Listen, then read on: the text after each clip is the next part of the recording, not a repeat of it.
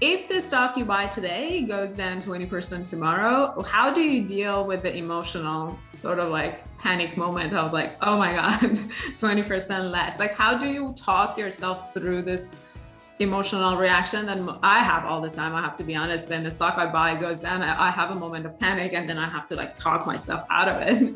How do you deal? Do you actually have that kind of panic at all? And then how do you deal with that emotional reaction and stay put? I definitely used to have that reaction. There's no doubt about that. And this is an unsatisfying answer because I've been through that so many times. And so many times I've realized that not doing anything was by far the best thing to do. So today, that's actually quite easy for me. And then I remind myself, this isn't money that I need for me, maybe 25 years. I don't care. I just don't care. If the business is still doing well, I just don't care about the stock in the short term. That's good. That's simple rule to follow. It's very hard to follow though. I know that, but it just comes with experience. To your point of like, you've been through this cycle so many times that now it's sort of meant in your brain. It's basically ingrained and don't worry about it. If the business is good, it's going to come back. It's cellular. It's like, it's in there. Yeah, it's ingrained in your DNA now. You are an investor with an investment DNA now already. That's awesome. So Brian, probably some questions similar, but I guess let me put it this way. So you buy fiber, it goes down 20%, you're good. You're like, I've seen it so many times, it's gonna happen, it's okay. And then they release their earning and then it's gonna go down another 20%.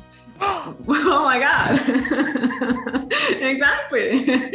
So how do you deal with, do you have any other, beyond investment, creating an investment DNA in your brain, what else would you do in terms of dealing with that double, I guess, dip? Yeah, I've owned plenty of stocks that have gone down a lot in a very short period of time. And if I could go, I mean, I've been lucky that I've been an investor in Tesla for about 10 years or 9 years, and an investor in Netflix for about 10 years. And those two companies alone have given me the armor to know that what matters in the long term is business quality. What matters in the short term is sentiment.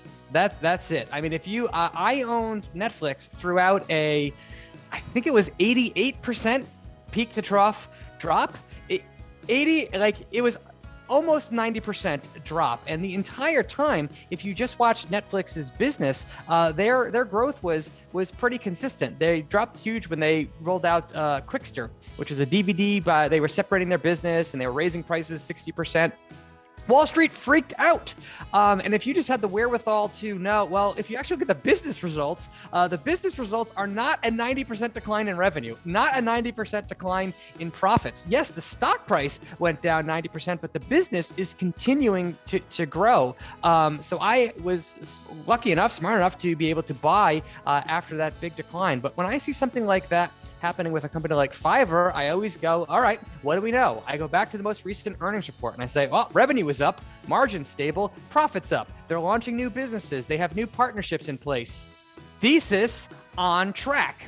That gives me the wherewithal to say, well, I don't care what happens to the stock price. I look at declines as opportunities to add, not opportunities to freak out. Conversely, if I look at an earnings report, revenue was down, they were losing market share, margins were deteriorating, different story. I would say, all right, this stock deserves to be down and I am wrong and therefore I need to sell it. So I always try and teach people, focus on the business, not the stock. That's a really easy thing to say. It's a really hard thing to do.